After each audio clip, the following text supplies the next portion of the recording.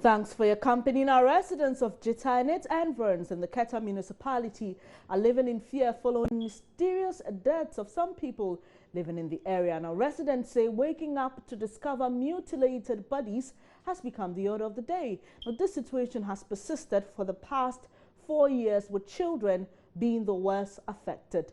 As a result, the residents of Dzita have hit the streets today to protest what they say is the failure of the police to provide adequate security. Ivy Setaji is with the protesters and joins us on the phone with some details. She's also a Volta regional correspondent.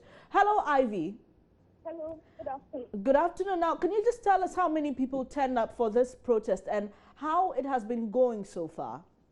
Well, over 700 residents, both residents in Dzita and those outside who came also turned out this morning at Dzita. Of course, Adaklu and Anthony, they all gathered at Dzita to protest against what they call alleged ritual killings or serial killings in the town. These residents are saying that it appears the police are not doing anything about their situation, because for now, over 10 people have been killed, including children and 2 psychiatric patients as well. And it seems the police are not doing anything. So they are calling on the IGP and the president, Nana Akufo-Addo, to do something urgent about this issue, because the community used to be very peaceful in the past, but now it is no more like that. They fear for their life and that of their children, their families. So they are asking the authorities to do something very urgent about the situation. All right, Ivy, we know that these deaths have been occurring for the past 10 years. So what happened recently that has made the residents come out to protest? What's the latest incident? The latest incident, according to a man we interviewed this morning, was someone is missing. It's alleged that the person has been killed, but they are yet to find the body of that person.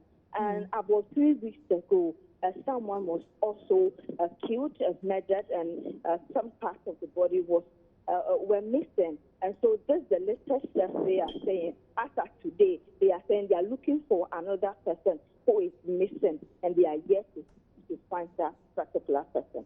All right, Ivy, so what has the police been saying about this? Because these people, residents are protesting because they claim the police has done nothing about the issue.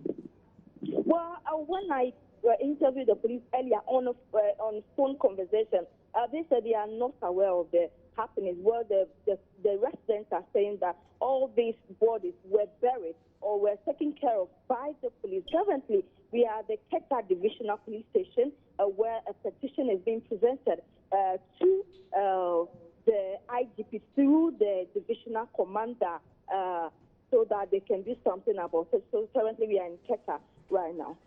All right, and what are these people saying is their next resort if the police, according to them, does not deal with the issue? Well, the people are saying that if nothing is done about this, after today, they are marching to the residents or the Flagstaff House to meet the president face to face, to tell him their grievances and see what he can do about it. So the next step is to meet the president, go to the Flagstaff House and meet him.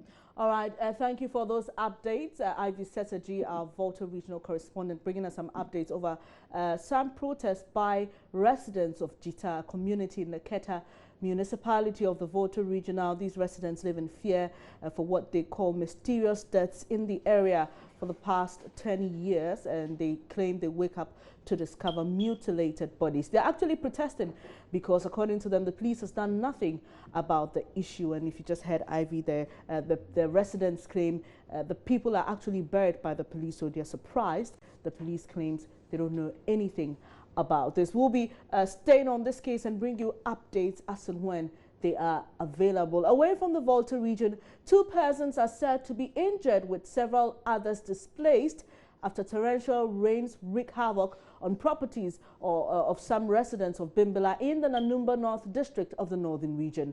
Many have been left homeless as a result. Joy News' reporter Mohammed Hashmin Osman joins us via the phone. Good afternoon, Hashmin. Good afternoon, Dennis. Yes, so these rains, when did they occur and how are the homeless recovering? Well, it started somewhere around 7 p.m. yesterday and lasted for almost an hour. And it was accompanied with strong winds that wreaked havoc to properties of the residents there.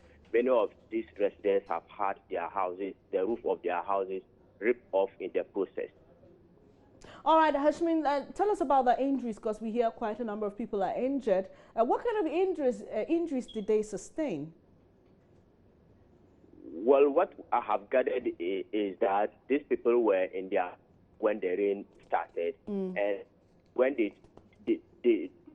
rain, the storm, the accompanying storm wind ripped off the roof, their roofing, and in the process to bring out their belongings from their home, one of the roofs fell on them, and they sustained various degrees of injury, and they were rushed to the Bimbilla hospital. But the information I have picked from the Bimbilla hospital is that they are responding to treatment. Okay, any help from the Assembly or NADMO for these persons who've lost their properties and have had their homes destroyed? Well, NADMO office began of the affected, and according to them, it is after the coalition of those who are affected that they will be able to know the kind of support they will give to these people. All right. Okay, thank you very much, Hashmin, for those updates. But before you go, can you give us an estimate of the number of people affected by the rains? Well, NADMO officials say they have begun their registration, but at the moment, so far, they have registered more than 500 people, and then they are still counting. So as the day goes by, this 500 is going to increase. All right. Thank you very much for those updates, Hashmin Mohammed, coming to us from Bimbilla. Away from there, studies are often disrupted at the Ashaman Presby School due to the incessant burning of refuse by some neighbors in the community. School authorities say this has been going on for months, and attempts to have the act halted have proven futile. The smoke from the refuse burning site engulfs the entire area, including the classrooms, making it difficult for pupils and passers-by to see and breathe. Mapito Sabidi visited the school to assess the situation and filed this report.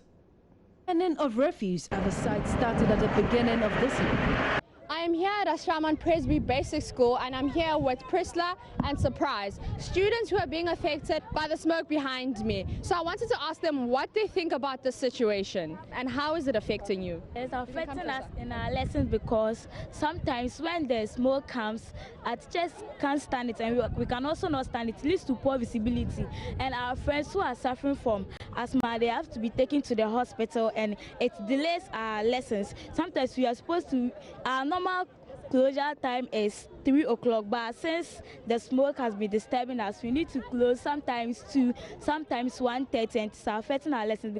So we are pleading that the government should help us. We are also students. It's within school that president comes out of, that lawyer comes out of, journalists, teachers. So we are pleading with the government that he should help us. We need his help. Since the smoke, they started burning the rubbish. Whenever the smoke comes out, we have to go home to avoid lung diseases. The teachers who can't stand it, so they ask us to leave early. Whilst we have to learn many subjects, we are even behind our syllabus. So we are pleading with the government to help us solve this situation.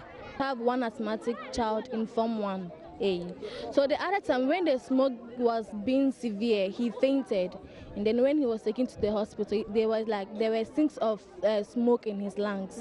Then you know, smokers are those who are suffering from that problem. And then the doctor was curious that, okay, is the child smoking at this age? And then see, it is from the smoke. When it enters the body, it's really it is cleaners inside.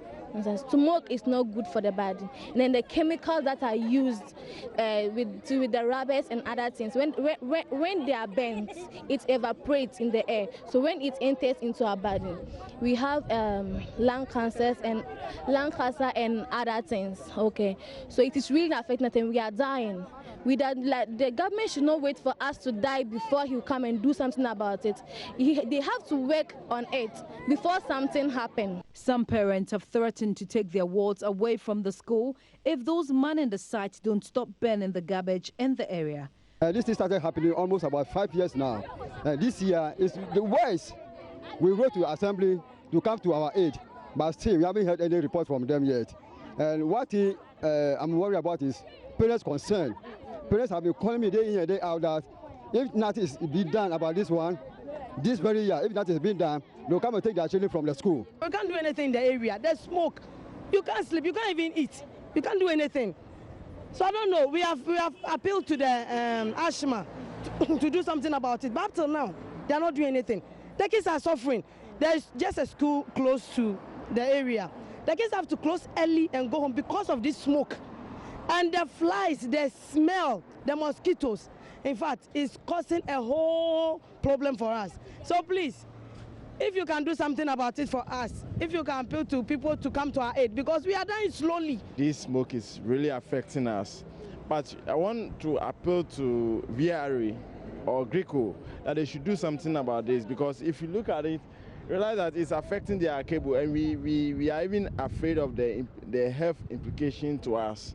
So we appeal to them, and this thing, in fact, ASHMA, I think the MP came around, we have the assemblyman too, and we have some of the executives from ASHMA. They came, and up to now, I think last week, and up to now, we are not getting any result from them. The school isn't the only facility affected by the smoke from the waste burning site.